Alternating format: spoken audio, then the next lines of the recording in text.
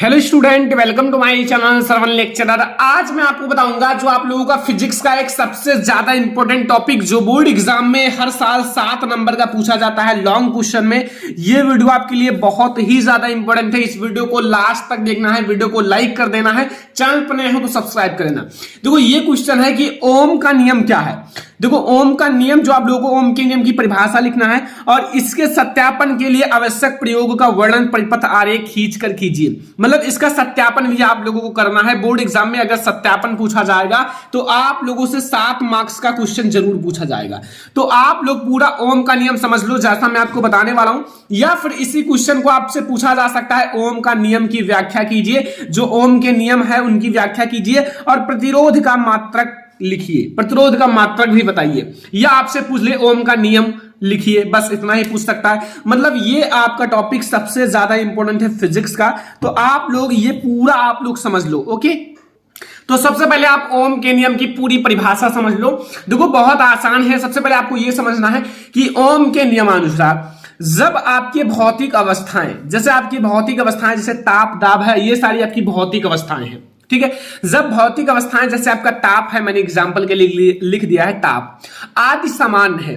मतलब ये जो तो आपका ताप है ये क्या रहे, सामान्य रहे, तो किसी चालक में प्रवाहित होने वाली धारा, तो किसी भी चालक में जो प्रवाहित होने वाली धारा है उनके सिरों के बीच विभवांतर के समानुपाती होता है। मतलब आपका जो चालक है, चालक में जो प्रवाहित धारा है, धारा उनके सिरों के बीच जो आप लोगों को विभवांतर के समानुपाती होता है। अब आपको क्या मतलब आपको कैसे पता चला? देखो यहां अब आपको क्या लिखना है कि आपका यहां जो विभवांतर है, देखो यहां आपका क्या लिखा है, प्रवाहित होने वाली धारा जो है उनके सिरों के बीच विभवांतर के समानुपाती होता है। तो यहां आपको विभवांतर, जो आप लोगों का विभवांतर है, क्या है, विभवांतर है, ये किसके समानुपाती है, धारा के, ठीक है, धारा के समानुपाती है। ठीक है, इतना समझ में आया। अब इसी चीज को आप ये भी लिख सकते हो, या फिर आप इस चीज को क्या लिख सकते हो, विभवांतर को किससे डिनोट किया जाता है, V से, और धारा को I से। तो आप इसको ऐसे भी लिख सकते हो, याद रखना।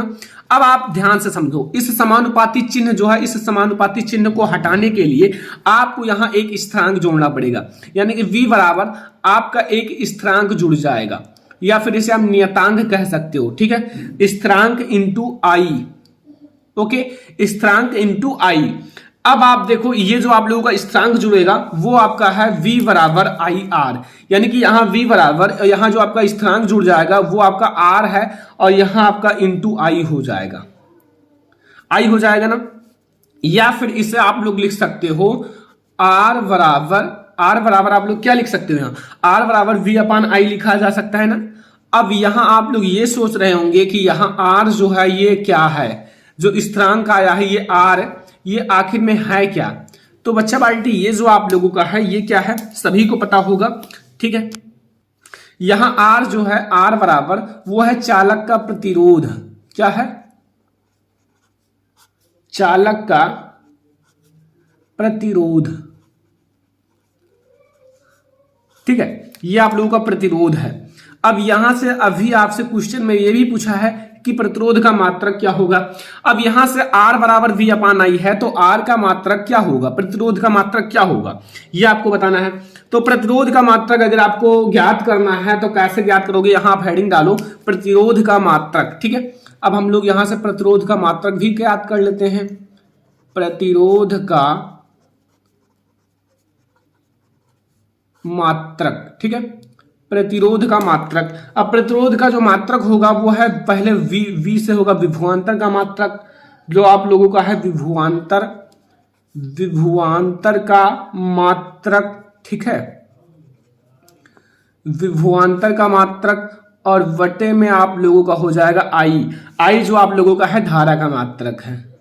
मतलब आपको विभवांतर का मात्रक और I मतलब धारा का मात्रक, दोनों को लिखोगे तो आपको यहां से मिल जाएगा।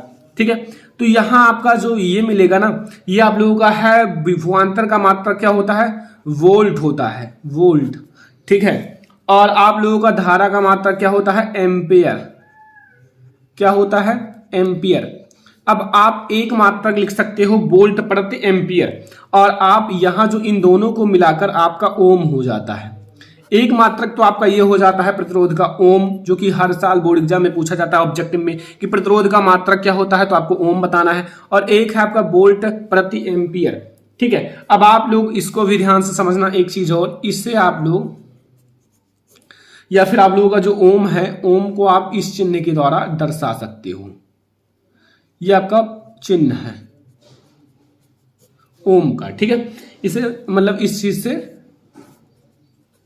प्रदर्शित करते हैं।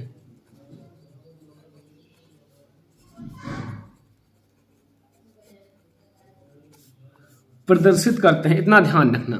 अब ये आपका पूरा ओम का नियम है, जो आप लोगों का बिल्कुल ओम का नियम है, इसी प्रकार से है। ठीक है, ये ध्यान रखना। तो अब ये तो आपको बिल्कुल समझ में आ गया होगा, कोई दिक्कत नहीं होगा। अब आपको ओम का नियम का पूरा सत्यापन समझना है कि देखो आपसे सबसे पहले मैंने बताया ओम का नियम क्या है और प्रतिरोध का मात्रक क्या है, ये चीजें पता चल गया। अब इसके सत्यापन के लिए आपको इसका सत्यापन करना है, तो सत्यापन के लिए आवश्यक प्रयोगों का वर्णन परिपथ आरेख खींच कर कीजिए। तो मैं पूरा आपको परिपथ आरेख खींच कर समझाने वाला हूं, मतलब आपका यहां से 7 नंबर बिल्कुल क्लियर हो जाएगा ओम के नियम से। तो चलो देखते हैं।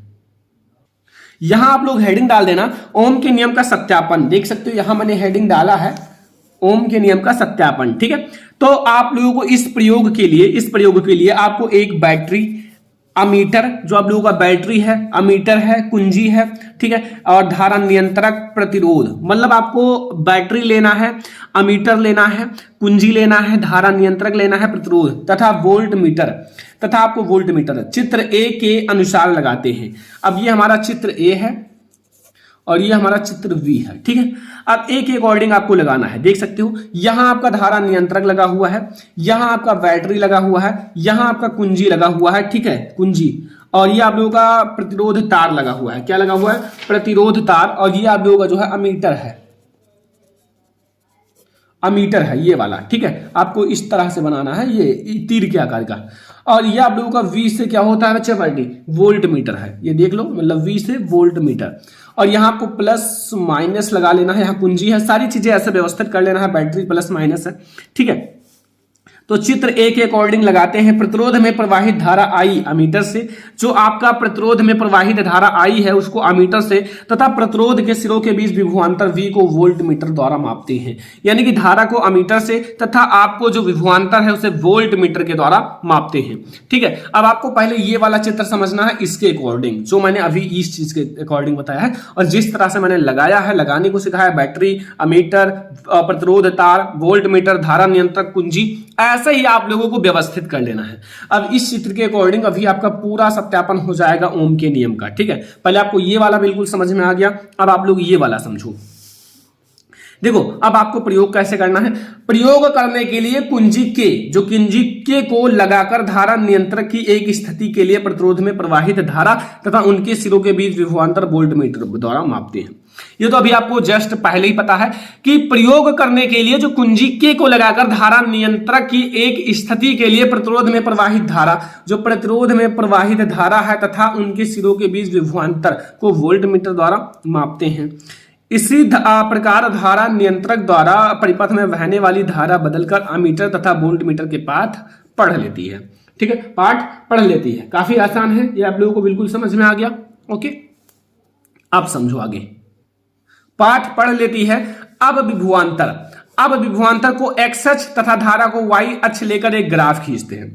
विभवांतर को एक्स अक्ष, ये देखो यहां विभवांतर को मैंने एक्स अक्ष पढ़ लिया है। ठीक है, और आपको धारा को वाई अक्ष पढ़ लिया है, मतलब विभवांतर को मैंने एक्स अक्ष पढ़ लिया है और आपको धारा को वाई अक्ष पढ़ लिया है। और इसको लेकर हमने एक सिंपल सा ग्राफ खींचा है, जो कि ऐसे आपको एक ग्राफ खींच लेना है। ठीक है, अब देखो यहां ग्राफ खींचते हैं। यदि यह एक सरल रेखा आता है, यदि ये एक सरल रेखा आता है चित्र V, जैसे आप लोग चित्र V देखो, यह देखो ये एक सरल रेखा है। देखो ये एक सरल रेखा है अकॉर्डिंग टू चित्र, देखो एकदम सीधा जा रहा है ना, मतलब बिल्कुल सीधा ले भी जाना है, स्केल की सहायता से भी आप ले जा सकते हो, बिल्कुल सीधा ले जाना है।